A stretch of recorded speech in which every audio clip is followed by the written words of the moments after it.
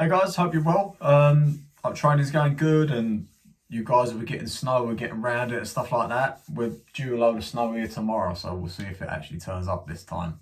We've had a lot of questions come through this week and some really good ones, so we're going to hammer through these.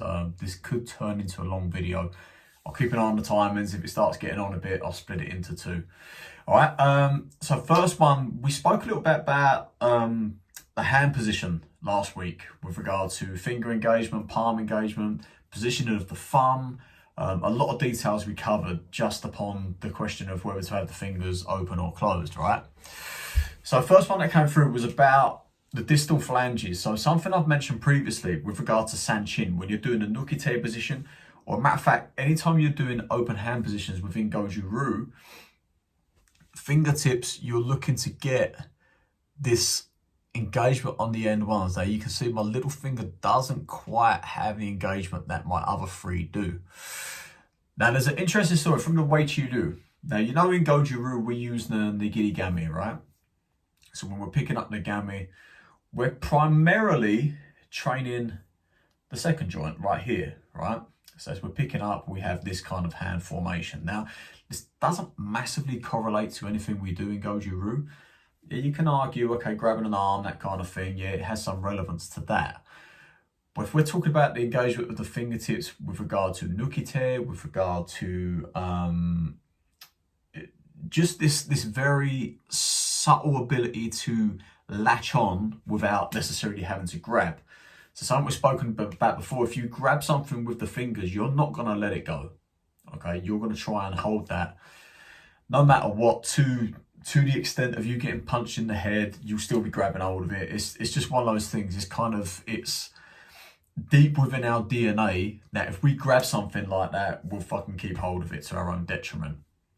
So if we are able to create grips without necessarily having to clasp on with the fingers and thumbs, whether we're doing it almost as an open hand grip this way, or whether we're able to just latch on with those last tips, just to get a little bit of a latch to be able to pull, to be able to shake, something else we're going to come on to, or just disrupt the balance a little bit without having to latch on and you lose the use of that limb for that time.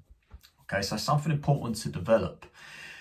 Within the Wei Chu, they had, as well as the Nigiri Gami, they used to carry around these big stone blocks, kind of like a pyramid, but with the top cut off.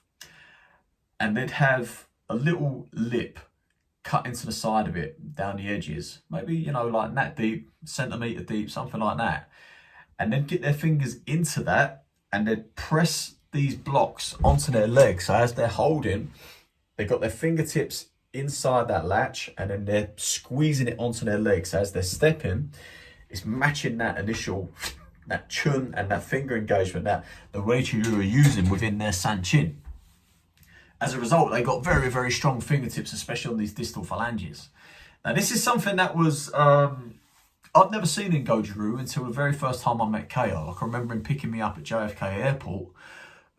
We were driving out of the airport. Matter of fact, Roy Kamen was the driver at the time. And KO was talking and he's turned to me in the back seat and I can't even remember the subject of the conversation, but it was about the hands. And he was talking about developing the hands and he showed me, and his development was way more than mine. And I remember he did this eagle claw position with the fingertips. And I was like, whoa, holy shit. That was something very different to what I'd seen before. The thickness of the hand, the thickness of the fingers in particular, and the visible strength within that hand, within the finger engagement, was quite striking to me. I hadn't seen anything like that up until that point. Those of you who have met him will know why I'm talking about this, because it's quite apparent the development in his hands is quite different from what you would have seen elsewhere with regard to Hojo-Undo or hitting rocks and stones and that kind of thing. Now, the reason I was so intrigued by that was because KO is quite vocal against the Hojo-Undo. It's not that he doesn't agree with it or hasn't used it. He used it a lot and got very good with it. The thing is, I think he sees a lot of overuse of it. And he feels there's better ways of developing specifically the grip than there is, you know, grabbing the jars and that kind of thing. So with regard to how to get that, I just trained it. You know, I would keep, anytime I can remember, I'd be like, bang, I'd be trying to get those fingertips, because that was one of the striking things from that first visit that I wanted to emulate and try to capture. So I would always be trying to learn that. And it's the same with your toes. You lose a lot of dexterity in your toes and the ability to separate and move toes individually. KO has students who can, you know, I'm pretty sure if they learn how to play the piano, they'll be able to play it with their toes, because they have that amount of intricate control over each digit.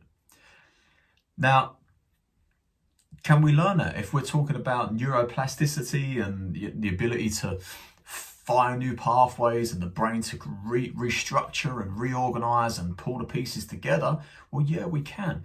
But it demands intention, it demands intentional practice, and it demands repetition in order for these pathways to be formulated. So if we're talking about a hand, it's a matter of repetition. It's a matter of looking at your damn hand and trying to force and trying to will and trying to get that skill so that you can separate, armoring up these ones, keeping them straight whilst separating those tips. Okay, so in short, just do it. Yeah. And the person asking this question, you were there in that same time I learned this stuff, so you know within your Seisan there's parts within it where you get to practice this in particular. Okay. On that same subject, whether to have the hand open or closed with regard to the engagement of the fingers. Now, you might find when you do the closed hand form, you can't get that. So at that point, is it then better to separate? So if you can armor up the palm and get that engagement on an open hand, but you can't do it on a closed hand, which is better? It depends. It depends. You should be able to do both. When it comes to self-defense, what's more likely to happen? Okay, so I'm going to be a little bit, this is where it gets difficult, because sometimes there's no concrete answer. There's no right or wrong. There's no yes or no. There's nuance within this one in particular. There's nuance, because if we're talking about self-defense, the fingers are going to be open, the hands are going to be splayed. Okay, it's just one of those things. That won't happen. It just won't. I don't care how trained you are, how much repetition you've put into it. You will revert to primal instincts. You will revert to what humans have done for thousands, if not, you know, since forever we were formulated. The fucking fingers are going to be open. So, what's more important to you? Is it more important to be right, or is it more important to be functional? Because there's a difference. And sometimes the old ways are just old, not necessarily correct. So it depends. All I would say to you is come up with your own,